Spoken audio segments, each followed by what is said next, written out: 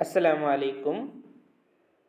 এখন হচ্ছে আমরা দেখব যে আমাদের যে অ্যাসাইনমেন্টটা দেওয়া হইছে, যে লজিক গেটসগুলো হচ্ছে আপনাদের সিম্বল, বুলিয়ান এক্সপ্রেশন এবং হচ্ছে ট্রুথ টেবিলটা হচ্ছে অ্যাসাইনমেন্টে লিখতে হবে। তো এটার জন্য হচ্ছে আমি একটা ওয়েবসাইট বানাইছি। সো ইজিলি এটার থ্রুতে আপনারা করতে পারবেন। তো আমি যদি এই লিঙ্কটাতে যাই,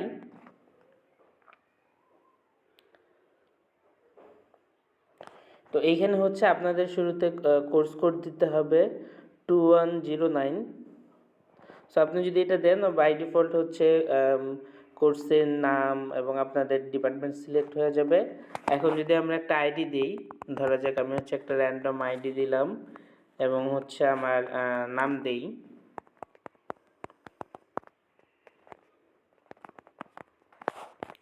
ওকে, এবং যদি অ্যাসাইনমেন্ট 1 সিলেক্ট করা থাকে, অর্থাৎ কোর্স কোড যদি 2109 হয় এবং অ্যাসাইনমেন্ট যদি 1 সিলেক্ট করা থাকে, তাহলে দেখবেন যে লজিক গেট বিল্ডার্স এইরকম থাকবে। অ্যাসাইনমেন্ট 1 বাদে যদি অন্য কিছু সিলেক্ট করা হয় তাহলে কিন্তু এটা চলে যাবে। শুধুমাত্র যদি অ্যাসাইনমেন্ট 1 সিলেক্ট করা হয় তখনই হচ্ছে লজিক গেট বিল্ডার্সটা আসবে। এখন হচ্ছে বেসিক্যালি আপনাদের and gate, or gate, not gate, nand gate, nor gate এবং এক্সর গেট, এগুলোর জন্য হচ্ছে আপনাদের এই জিনিসগুলো ফিল আপ করতে হবে। আমি যদি এক্সাম্পল হিসেবে দেখাই, জাস্ট আমি এক্সাম্পলের জন্য যে অ্যান্ড গেট আমি র্যান্ডমলি একটা দিলাম, ধরেন এটা অ্যান্ড গেট, এটা অ্যান্ড গেট না, আমি জাস্ট দেওয়ার জন্য দিলাম এবং হচ্ছে এটার এক্সপ্রেশন হ্যাঁ এটাই হবে। সো এইখানে একটু ঝামেলা আছে, সেটা হচ্ছে যে এই যে এটা হচ্ছে নর গেটের a plus B whole bar, but এই বার দুটো হচ্ছে প্রপারলি আসে নাই। সো আমি যদি অ্যান্ড গেটের ক্ষেত্রে চিন্তা করি, হ্যাঁ এক্সপ্রেশন তো এইটাই y equal to a dot B. তো এটা হচ্ছে আমরা সিলেক্ট করতে পারবো, এটা এক্সপান্ড করা যায়, আবার হচ্ছে কলাপস করা যায়। ওকে, এখন হচ্ছে আপনাদেরকে ভ্যালুগুলো বসাতে হবে। আমি হচ্ছে একটা লিঙ্ক দিয়ে দিচ্ছি, এখানে আসলে সবগুলা গেটের ট্রুথ টেবিল কী হবে, সিম্বল কী হবে, এক্স্যাক্টলি সেই জিনিসগুলো আছে। এইটার থ্রুতে আপনি ইজিলি জিনিসগুলো করতে পারবেন। সো আমরা যদি এখানে বসাই 0 0 1 0 0 0, এটা হবে হচ্ছে 0, এটা 1, এটা 1, আর এখানে হবে হচ্ছে 1 আর 0। ওকে, সো এগুলোর জন্য যে আউটপুটগুলো হবে 0 0 0 1, সেগুলো বসালেন।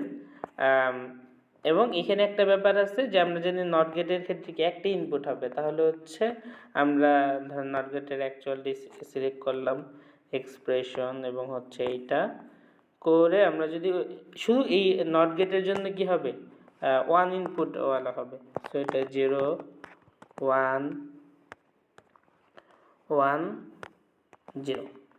ওকে, সো এইভাবে হচ্ছে সবগুলো পূরণ করার পর যদি আমরা এক্সপোর্ট অ্যাজ পিডিএফ দেব, সো এইটা দিলেই এটা ডাউনলোড হয়ে যাওয়ার কথা।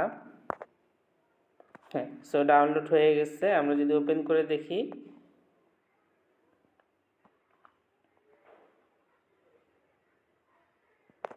তাহলে দেখতে পারবো যে আমাদের কোর্সের নাম, স্টুডেন্ট আইডি এবং হচ্ছে আমি সবগুলো পূরণ করিনি, এই জন্য এগুলো দেখাচ্ছে না, বাট সবগুলো পূরণ করলে এভাবে হচ্ছে সিম্বল,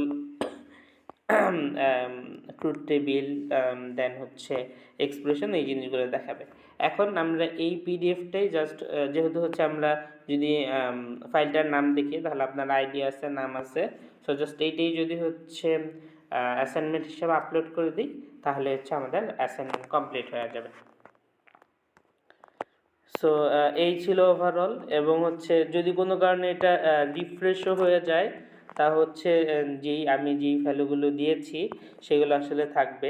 এই যে দেখেন ড্রপ ডাউন বা যেই ভ্যালুগুলো দিয়েছিলাম রিফ্রেশ দিলেও আসলে থাকবে। যদি চাই যে সব ক্লিন করতে, মানে এটা ইন জেনারেল লাগবে না, বাট যদি কেউ চায় যে না আমি আবার নতুন করে শুরু করব, তাহলে তার রিসেটে ক্লিক করে দেন হচ্ছে এই জিনিসগুলো করতে হবে। সো এটার হয়তো লাগবে না, বাট কেউ যদি ভুলে ট্যাব ক্লোজ করে ফেলেন বা হচ্ছে কেটে যায় তাহলে কিন্তু তাহলেও তার ইনফরমেশনগুলো থাকবে। সো এইভাবে আশা করি আপনারা অ্যাসাইনমেন্টটা সাবমিট করতে পারবেন।